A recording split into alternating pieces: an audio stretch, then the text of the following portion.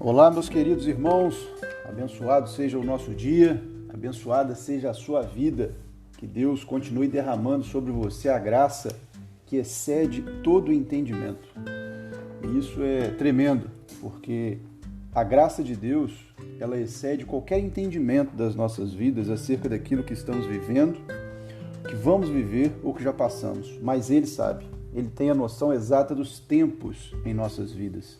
Deus é soberano e poderoso sobre nós de tal forma que Ele entende a necessidade de agora em você, onde Ele tem que tocar agora na sua vida, para que haja mudança e mudança completa, um equilíbrio de vida. O objetivo de Deus em nossas vidas é nos transformar por completos, não para sermos homens e mulheres de sucesso com os nossos nomes sendo estampados para que as pessoas vejam. Não, nunca o objetivo de Deus vai estar ligado nisso. E sim para que você tenha um equilíbrio de vida abundante para o reino de Deus. Que o reino de Deus seja exaltado. Que a palavra de Deus seja exaltada através da sua vida. E não, isso não está ligado a sofrimento. Você não tem que sofrer para que o reino de Deus seja exaltado. Você tem que ter vida e vida em abundância para que as pessoas vejam através de você como é gostoso e como é bom servir a esse Deus maravilhoso. E Ele faz isso desde que nós nos coloquemos na direção da vontade dEle, na direção da vontade do seu Espírito e possamos ouvir essa direção. Amém? Eu sou William Toledo, você está no podcast Falando de Deus. Nós estamos aprendendo sobre o livro Uma Vida com Propósitos e hoje nós vamos falar sobre o tema Equilibrando Sua Vida. Uma vida equilibrada, uma vida realmente com todos os propósitos de Deus se cumprindo e sem os excessos, né? Nós temos a falha, somos seres humanos e falhamos com os excessos. Nós às vezes damos mais prioridade para uma área ou do que outra. E sempre é importante nós entendermos corpo, mente e espírito tem que estar em equilíbrio, né? São áreas que nós precisamos de ter paz na nossa mente, paz no nosso viver, paz na nossa caminhada. O nosso corpo precisa estar saudável, porque naturalmente ele equilibra a nossa mente. Você libera hormônios para que a sua mente possa estar sadia, o seu cérebro possa estar em movimento. E o seu corpo está te trazendo não uma satisfação visual, mas uma satisfação física de estar pleno, de ter vigor, né? Às vezes a sua mente quer, mas o seu corpo não vai. Por quê? Porque não tem vigor, não tem prática de atividade, não tem um exercício, a circulação não flui corretamente. E Deus nos deu isso perfeitamente. Isso o nosso espírito, que é quem nos comanda, é quem nos orienta, é quem hoje, quando você aceitou a Cristo como seu eterno Salvador, veio fazer a transformação na sua vida, o seu espírito é quem hoje dá as ordens e as orientações para que tudo isso, que a sua mente e o seu corpo possam trabalhar. E nisso nós temos que ter as nossas vidas sadias, em equilíbrio. Não podemos nos desequilibrar.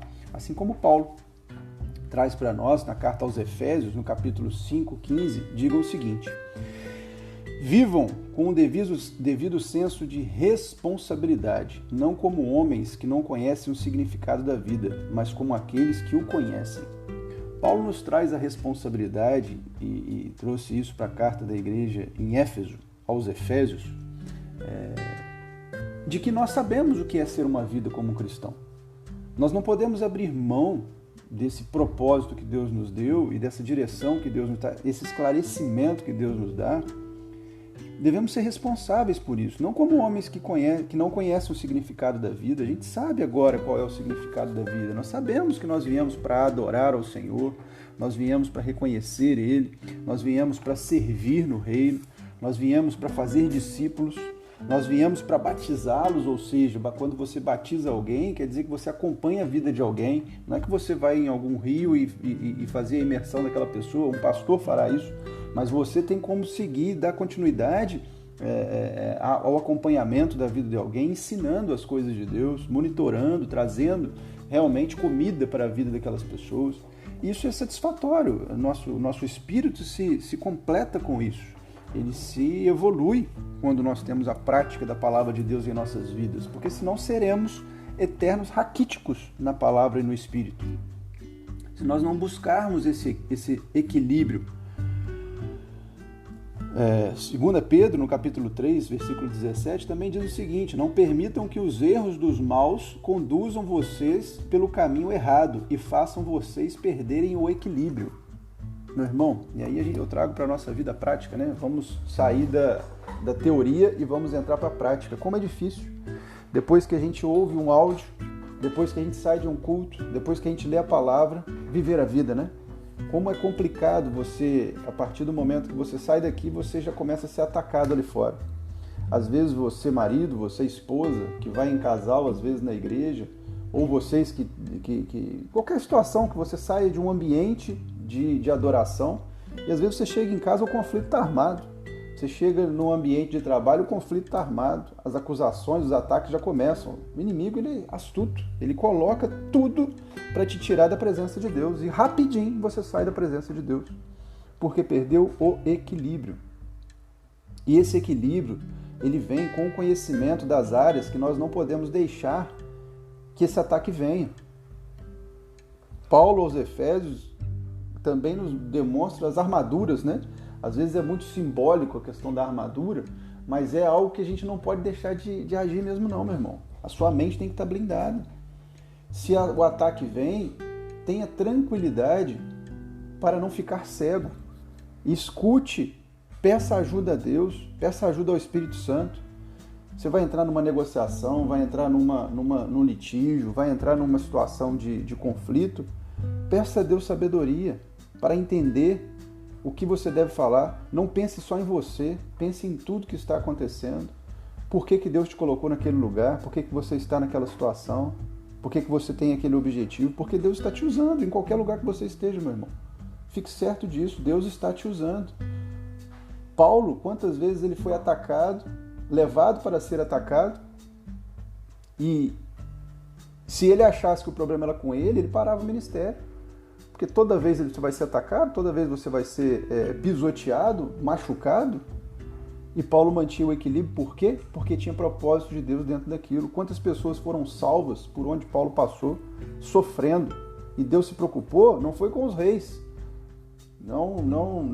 Talvez você não vai encontrar nas cartas de Paulo a conversão de imperadores, a conversão de líderes, de grandes líderes. Você vai encontrar a conversão de pessoas simples e humildes por onde Paulo passava.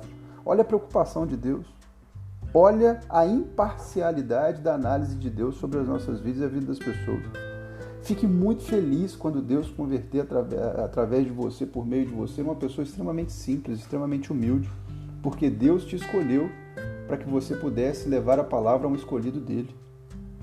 E nós devemos ter esse equilíbrio. Não sair do nosso eu, do nosso entendimento, porque muitas vezes as pessoas podem estar sendo usadas, até uma pessoa de Deus pode estar sendo usada, infelizmente ela se permitiu ser usada para poder te afligir, para poder te atacar. Fuja do pecado, fuja da resposta, não dê resposta naquele momento, Deus responde por você. Deus vai te dar total equilíbrio para que você saiba como agir dentro de uma situação de dificuldade que vai te tirar a paz. Nós devemos a todo momento verificar nossa saúde espiritual e até, certas vezes, testá-la. A Bíblia diz em 2 Coríntios, no capítulo 13, e Paulo, mais uma vez, trazendo isso para nós, diz o seguinte: testem-se a si mesmos para saber se estão firmes na fé. Não se enganem, pensando que tudo está garantido. Criem o hábito do autoexame. Vocês precisam de evidências de primeira mão, não apenas de ouvir dizer que Jesus Cristo está em vocês. Façam o teste. Se o resultado não for bom, tomem alguma providência. Nós devemos nos testar. Devemos colocar a nossa mente em prova. Não é entrar numa furada para ver se Deus vai te ajudar. Não, é testar você. Teste você. Veja se você está ligado em Deus.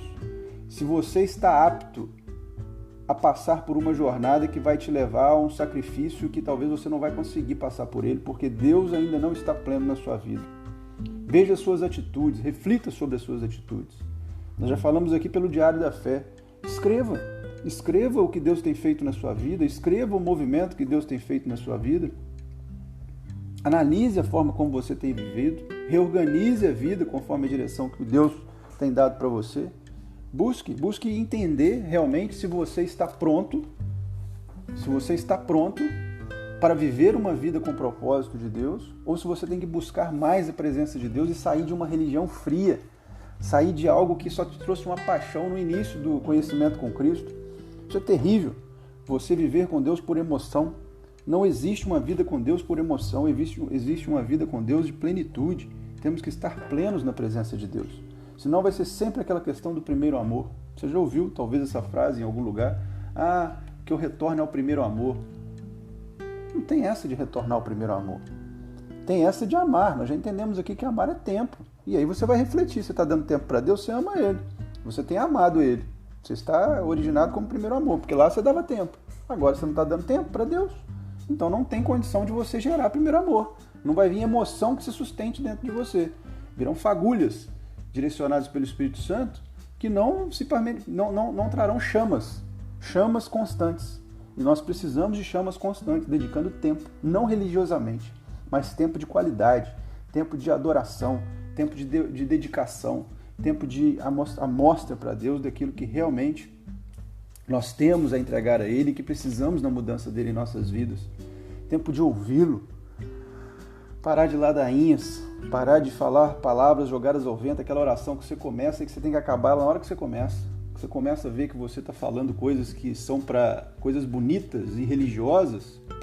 Começa de novo, fala com Deus. Deus, esquece tudo que eu falei, eu vou começar novamente.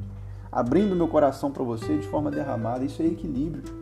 É equilibrarmos e entender as nossas falhas no relacionamento com Deus. Ele é um Deus relacional em nossas vidas. E nós temos que entender se estamos nessa relação cumprindo os nossos objetivos de servir, de adorar, de entregar a palavra, de ministrar, de levar, de conduzir, de ser um ministro de Deus sobre a terra. E todos nós somos ministros de Deus sobre a terra. Não é só o pastor, nós já aprendemos sobre isso também. Então, ou seja, vamos sempre refletir o nosso equilíbrio. E sempre que ocorrer um problema na sua vida, meu irmão, não ache que Deus está fora da sua presença. Não, Deus não te abandonou. O problema é bênção. O problema veio como bênção. Lembra-se sempre que Deus utiliza dos problemas para cumprir em nós os seus propósitos. Porque é ali que a gente se fragiliza. A gente consegue construir um caráter, estar mais íntimo de Deus, exercer o nosso ministério, gerar um novo testemunho. Porque é através dos problemas que a gente tem testemunho e a gente viu que a melhor forma da gente levar o Evangelho é através do nosso testemunho. Todo problema é dirigido por propósito e está ligado na vontade de Deus. Não há problema que não tenha fim. Não há situação que não se finde. Receba a paz do Espírito na sua vida. Entregue ao Senhor, confia nele e tudo mais Ele fará. Nós devemos ter esse equilíbrio dentro dos problemas, dentro da situação. As pessoas não vão entender que paz é essa. Muitos vão falar, a pessoa está passando por um problema sério, está ali todo relaxado. Você não está relaxado em você está relaxado em Deus. Você está tranquilo em Deus, porque é Ele que tem direcionado a sua vida e trazido paz para o seu coração, sabendo que é Ele que vai estar fazendo, se você é uma pessoa que se posiciona dentro da vontade dEle. E aí é a reflexão de entender se você é um preguiçoso, uma preguiçosa, ou se você é uma pessoa que está aguardando em Deus. Tem diferença. O preguiçoso e a preguiçosa é aquela pessoa que Deus envia a atividade e Ele sempre deixa para amanhã. E a pessoa que está aguardando em Deus é que está ali sedento, esperando a ação de Deus, esperando o movimento de Deus para que Ele age. E quando vier a mão, Ele vai fazer. Porque a palavra de Deus diz isso, o que vier a sua mão para fazer, o faça. Não deixe de fazer, porque senão você vai estar protelando, ou seja, jogando para amanhã, e para amanhã, e para amanhã, aquilo que você tem que fazer hoje. E Deus pode já estar te dando o escape, te dando a saída, e você está fechando os olhos, porque você quer fazer o que você quer, não o que Deus tem enviado para você fazer. E nós não devemos fazer o que nós queremos. Nós devemos fazer o que Deus nos envia para fazer. Seja o menor dos serviços. Você pode estar com uma dívida de milhões. Se Deus mandar você ir capinar um lote com uma foice pequena, você vai. Mas isso não vai pagar minha dívida. Não interessa. É o que Deus está mandando você fazer. Deus tem obra e tem um objetivo. Para que Deus possa agir e através daquilo não existe trabalho pequeno e não existe trabalho grande. Existe a vontade de Deus. Porque Deus é tão soberano, porque às vezes você pode estar capinando um lote, você vai bater ali e vai achar uma pepita de ouro. E Deus vai agir para você, mas você não foi lá capinar o lote. Você não foi lá porque você achou que aquele era um trabalho pequeno. Não era um trabalho à sua altura. Não era um trabalho que Deus colocou para que vocês pudessem fazer. E você preferiu engordar ao invés de ir trabalhar. É uma palavra dura de confronto, mas é uma palavra que nós precisamos refletir sobre ela, para entender se estamos preguiçosos na fé ou se estamos sendo servos de Deus para que Ele haja em nós e por nós. Não para nos agradar, mas para que o seu reino seja honrado, porque Deus não deixará você envergonhado se você estiver debaixo da vontade de Deus, e tenha certeza disso, porque Ele é um Deus de restauração, e através do seu testemunho, vidas serão restauradas e transformadas. E se você estiver com a palavra pura no seu coração e em equilíbrio, não tem como Deus não agir. Jesus disse, ao Pai: eu te glorifiquei na terra, completando a obra que me deste para fazer. Vamos lá, vamos pensar nessa ótica. Hoje a gente sabe que Jesus glorificou a obra de Deus completamente na terra, sendo um homem que veio sem pecados, um homem que veio afligido, um homem que veio para libertar o povo, não conforme as pessoas queriam, que seria com guerra, um príncipe sobre um cavalo branco com uma espada flamejante que tirasse o povo oprimido das mãos dos fariseus. E não era isso que Jesus veio. Jesus veio trazer a sua palavra, uma palavra de liberdade. Ele veio libertar a mente das pessoas, o espírito das pessoas. E ele completou a obra. Só que para aquelas pessoas e para todos, tanto para os fariseus quanto para os seguidores de Cristo, em determinado momento, quando Cristo morreu na cruz, houve o sentimento de que tudo foi perdido, de que um enganador passou sobre a vida deles. Por quê? O homem veio dizendo que ia libertar todos, que ia levá-los para um lugar que o Pai está preparando, e ele morreu. Poxa vida, deu tudo errado. A obra não se completou. Pela ótica humana, a operação não funcionou. Houve chacota. Imagina os fariseus aí, matamos ele. Ele não era tão bom? Ele não era o Filho de Deus? Por que ele não reviveu? Por que ele não acabou com todo mundo ali na cruz? Por que o Pai não se revoltou com todos? Mas a obra de Deus não era essa. A obra de Deus era outra. E assim também na sua vida. Você pode estar sendo afligido, você pode estar sendo condenado, você pode estar sendo colocado contra a parede, tudo está dando errado, mas se você estiver na presença de Deus cumprindo a obra do Pai, não o seu nome será exaltado, mas o reino através de você será exaltado e naturalmente você será conduzido pelo reino, porque as bênçãos te seguirão. As bênçãos de Deus te seguirão. O objetivo de Deus estará com você. Deus é perfeito e Jesus teve 3 anos para cumprir a obra dele. 3 anos, em 3 anos ele implantou tudo isso que nós vivemos hoje, e essa palavra que é milenar, há mais de 2000 anos está conosco, e a gente falando sobre Jesus, e entendendo que esse Filho de Deus sobre a terra mudou a vida do mundo com a sua morte, com o sofrimento, fazendo diferente do que as pessoas acharam que era para ser feito, e não indo com a maioria, naquela palavra, aquele ditado errado, que a voz do povo é a voz de Deus. É um dos ditados mais terríveis que existem, que a voz de Deus é a voz de Deus. Não está ligada à voz do povo, não está ligada à maioria, não está ligada à massa, está ligada ao que Deus mandar, mesmo que seja chocante para você. Mas Ele faz a mudança, Ele implanta a mudança, Ele transforma a dificuldade, Ele dá a condição, porque Ele é o Criador de tudo. Não há o que não possa ser feito por Deus. Não há o que não possa ser moldado e modificado por Deus. Ele opera tudo e em todos. Esse é o nosso Deus. E é nesse equilíbrio, é nessa visão de equilibrar a nossa vida, que nós temos os propósitos, que nós devemos viver em harmonia, e harmonia com Deus. Independente da dificuldade, independente da luta, independente do que eu esteja vendo, independente do que esteja na minha face, é andando na terra, olhando para as coisas do céu. É isso que me dá harmonia. É isso que vai te mostrar. Não é a vida do outro para você. Aquela pessoa é uma pessoa de Deus. Olha lá. Família bacana, não tem dívida, não tem problema. Tem carro bom, tem casa boa. Tem fazenda, tem um bom trabalho. É uma pessoa de Deus. Está errado. Não é essa a ótica de Deus. Pode ser uma pessoa de Deus? Sim, pode ser. Desde que tenha perfil para ser mordomo de Deus nessa terra. Mas também aquele outro que está ali endividado, crucificado, massacrado, desorientado, desempregado, pode também ser uma pessoa maravilhosamente de Deus e ter muito do Espírito Santo na vida dela. e estar passando por uma fase de aprendizado e de ministério na sua vida. E isso nós devemos sempre levar em consideração. Não olhe para as pessoas com a ótica humana, olhe para as pessoas com a ótica espiritual e tenha a sua harmonia, buscando a sua harmonia na presença de Deus. Amém? Glória a Deus, vamos orar e pedir a Deus para que traga em nós essa paz que excede o entendimento dele, essa paz que transforma as nossas vidas e que nos orienta a entender que a soberania dele é maior sobre qualquer coisa em nossas vidas e nós devemos seguir e compreender as suas atividades. Por isso eu te convido a fechar seus olhos e levar seu pensamento a Deus junto comigo, para que nós possamos entrar na presença do Pai. Senhor, estamos atrás da sua presença a todo momento, Pai.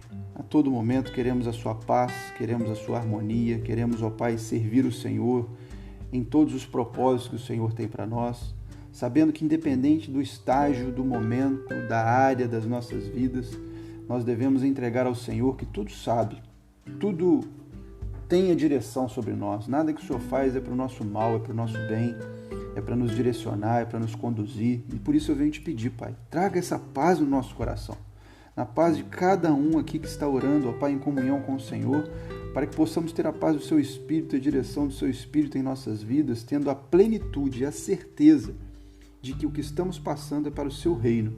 Não tem nada a ver com questões pessoais, e sim pelo Seu reino, Pai. Nos dê a visão do Seu reino, nos dê a noção de que tudo em Seu reino está em perfeita harmonia e que nós possamos ser ferramentas do Senhor para esse reino ser cumprido. Que a Sua palavra seja levada através dos nossos testemunhos e que a vitória pelo sangue de Jesus já nos foi dada. E nós honramos isso, Pai, e aceitamos essa vitória e queremos Cristo como nosso único Salvador e intercessor das nossas vidas. Por isso, Senhor, libera nossas vidas com a Sua cura, com a Sua liberdade, com a paz do Espírito que excede todo o entendimento. Nós te louvamos e te agradecemos, em nome de Jesus. Glória a Deus, meu irmão, minha irmã, pela sua vida. Que Deus continue te abençoando tremendamente. Eu tenho certeza que Ele tem te abençoado. Você tem sido abençoado por Deus. Deus tem tocado a sua vida, tem te salvo, tem te resgatado e tem te usado como ferramenta dele nessa terra.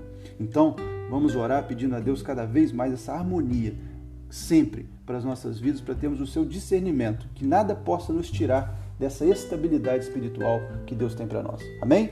Glória a Deus. Te encontro então no próximo episódio aqui no podcast Falando de Deus, ok? Um abraço e até lá.